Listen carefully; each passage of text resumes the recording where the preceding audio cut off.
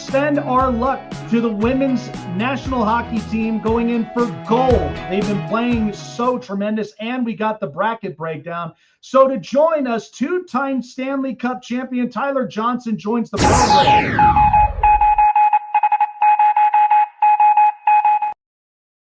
All right, Tyler, I mean, our men's, they're out there, they're playing. And look, I was saying this at the beginning when the Olympics started, and there's a few things that come into play. Number one is you have a lot of star power because of these players in the NHL. So it is tougher for some countries like, Slovakia and Latvia and even Italy, to at least compete up with a Canada, a US, and even, Finland. They've been playing tremendous thus far.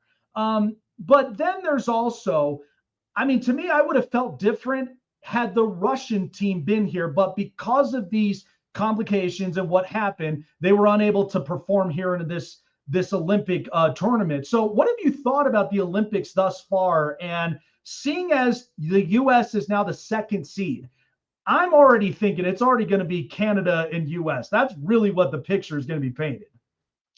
I think it's great that the NHL is back in the Olympics. It's a long time coming. It's something that, the players always wanted to do. They just can never kind of figure out the other end of it. So for them to be able to be back, and I know US, Canada, kind of your powerhouses, but a lot of these countries can win. That's what kind of makes the Olympics fun and different. It's one game. A goalie stands on his head, lucky goal, whatever it may be. I really do think there's probably, 4 or 5 countries that could theoretically win, which makes it exciting. But it's a really cool thing to be able to see some of these good players playing together. You got to say this Canada team from line 1 to line 4, it has to be the best team ever created as far as skill goes. So, it's just phenomenal to watch, the skill that they play at, the way that they play. US is the same. Some of these goals that are scored are just so pretty. And it's funny because, seeing it on a national scale like the Olympics, and I loved what, because I was discussing this about what the NBA is trying to do with their All-Star game, because it was just so bland. I felt like they looked at last year with what Gary Bettman put together with the Four Nations tournament because of its big turnout and all these players that you had the pleasure of playing with and against. They were playing for something. And when I look at the NBA, it's like, I'm not getting home court advantage. I'm not getting, bragging rights, because the international pool is so big now that we got to think about our domestic stars after LeBron's retired, Steph Curry and Kevin Durant. So I feel like the NHL is doing something right. It's not quite perfected itself, but they're taking the right steps. That's helping a lot more for the league and even for its players, for many years to come in their talent pool, right?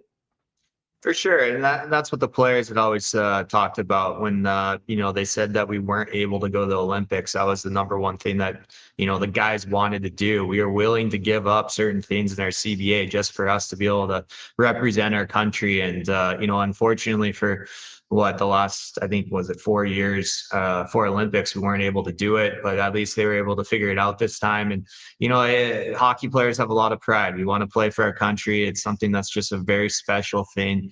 A lot of us are lucky enough that we get to play, world championships or world juniors when we're younger, and you get to play for, Team USA, Canada, Sweden, whoever it is. And it's fun. It's an exciting time. So I'm really jealous I'm not in the Olympics. I think they did a great job with the Four Nations tournament. Like you said, it just kind of got a lot of momentum. Obviously the fights and everything caught a lot of people that maybe weren't hockey fans, but put it on their radar. So it's exciting. I can't wait to see what's going to happen. Obviously, if US and Canada end up playing, there's going to be some fireworks, and I think everyone's ready for that.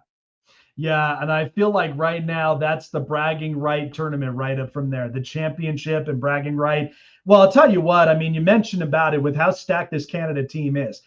I can't think of any guy that can be that stoked and excited to coach them other than your coach, John Cooper. Like, when you think about that, like when you played around and having coached by him, what is the thing you can describe about John Cooper that sets the tone, breaks everything down, and something that obviously being in the big stage of the Olympics, of what he can do with all this star power without almost feeling like the jitters of, kind of get to coach this kid, I get to coach this kid. Like, what is it that he brings that's so unique and especially so, I would say, just so wonderful to watch as a coach?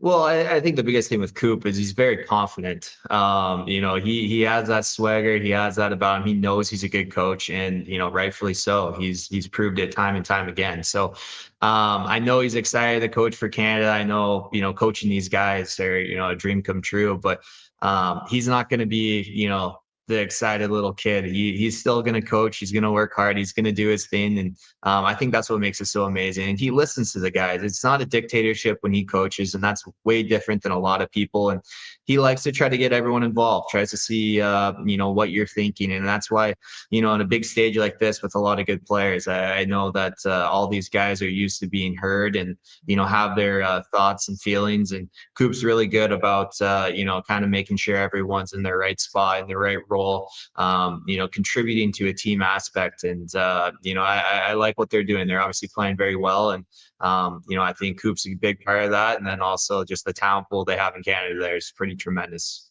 So you've had the pleasure of being a back-to-back Stanley Cup champion, and with the reign of dominance that the Tampa Bay Lightning had had, you're watching currently with, the Florida Panthers and what Paul Maurice, I even called this initially when he got hired. I said, this has to be the most underrated hire because of a few reasons. What he's been able to do with Winnipeg and the star power, and then bringing that to Florida, where you had Connor Hellebuck as your netminder. Now you got Sergei Bobrovsky.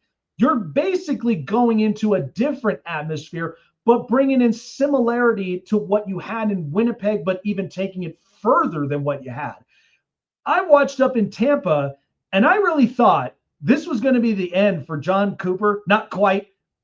Do you feel like there's some unfinished business with this Tampa team, knowing that down the street you got the Florida Panthers, who are back-to-back Stanley Cup champions? Like, because it sounds to me like there's a silent kind of bragging right in just the state of Florida when it comes to Florida hockey.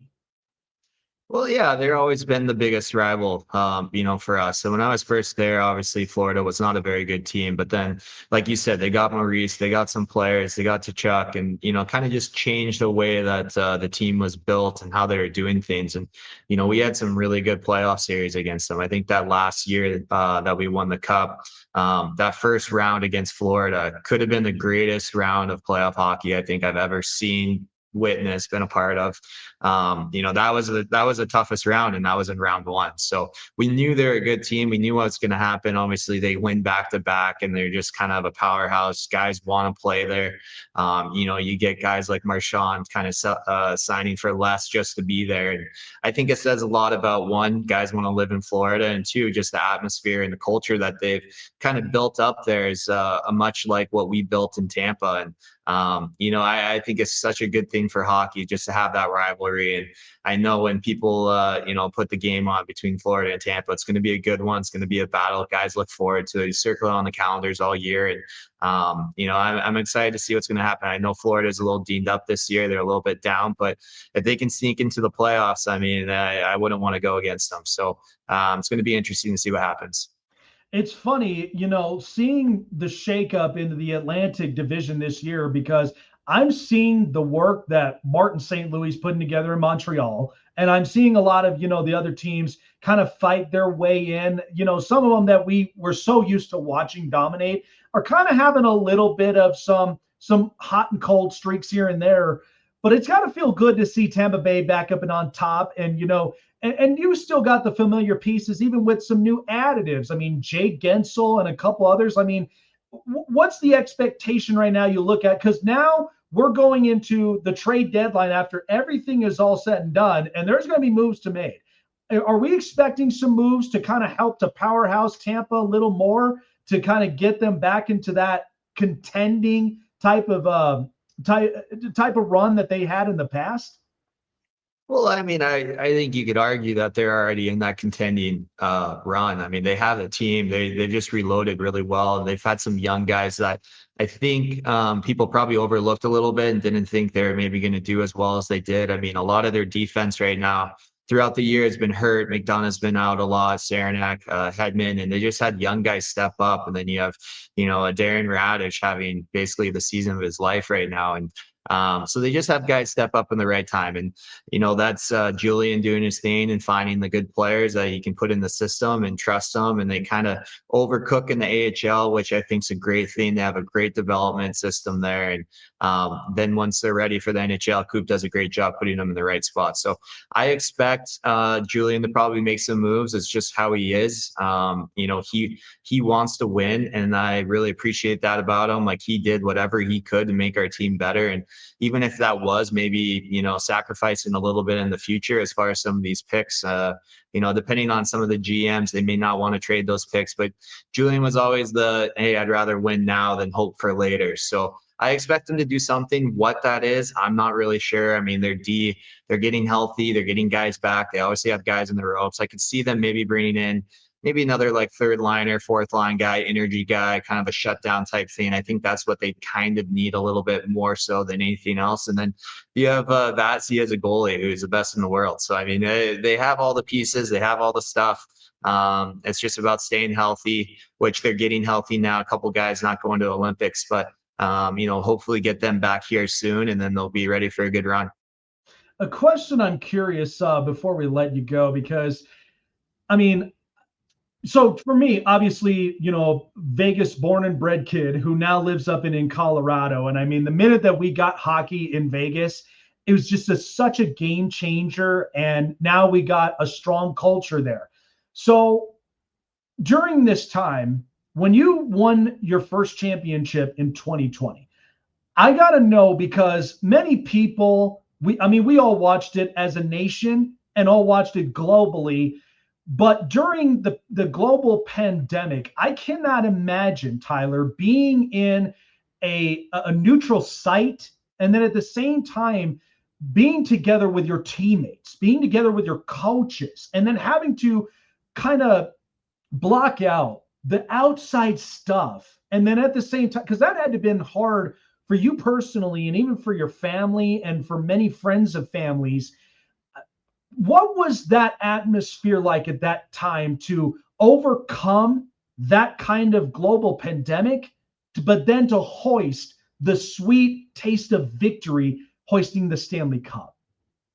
Yeah, I mean, it was obviously a very different time for a lot of people all over the world. It was very unknown. And for us, we didn't even know if we were going to have a season. I was a part of the NHLPA, so I was on a lot of the calls basically every day, trying to figure out if we are going to be able to have a playoff, if we're going to be able to have a bubble. And I'll be honest, I probably said 1,000 times, there's no way this is going to happen because of what everyone was relaying the information to us. And then all of a sudden, it kind of came together overnight, which was pretty wild. And so for us to be able to have that experience and that chance was huge for us. And we had a good team. We were playing well. We wanted to get in there. And then once you get into the bubble, again, it's very unknown. They said there's going to be maybe a little bit more fun stuff to do, a few weeks, and your family can come, things like that. Obviously, it didn't turn out that way, just because we wanted to make sure that we were going to make it through the playoffs without any problems, without anything come up where we'd have to get shut down. So it was a different time. It wasn't the most fun, I'll say that. And we're really fortunate that we ended up winning. And I always say, it's like, we won up there. It was way harder the first year to win than it was the second. But that first year, you get a party with your friends and your teammates, but you don't really get your family there. So that was a little bit different. It was nice to be able to win that second one and kind of have more of that normal, celebration. But, we're pretty lucky. We got two different kinds of celebrations that I don't think anyone else can say. And so I'm pretty fortunate for that. Oh, what a blessing. I mean, only just, the first time you get a chance to win it, but the second go around and to be able to kind of give it a little of like a mulligan of like, man, this is how we want to celebrate it. We want it with our friends and family and such. So, man, what a time it was to, win it a second time and almost almost 3 times the charm, but at the end of the day, man, what a time. And at the same time, it was just, I really hope we don't even go through that again. But man, that's quite a testimony through going through that process, being there, and still staying strong with your teammates and coaches through that time, man. What a time. Tyler, appreciate you for joining us here up and onto the show. Let's see what the Olympics got for us now that the brackets are there. Go Team USA. We'll see who's got the bragging rights all the way to the end. Take care, my friend. Hey, thank you. Thanks for having me. Absolutely. All right, shifting on forward, man.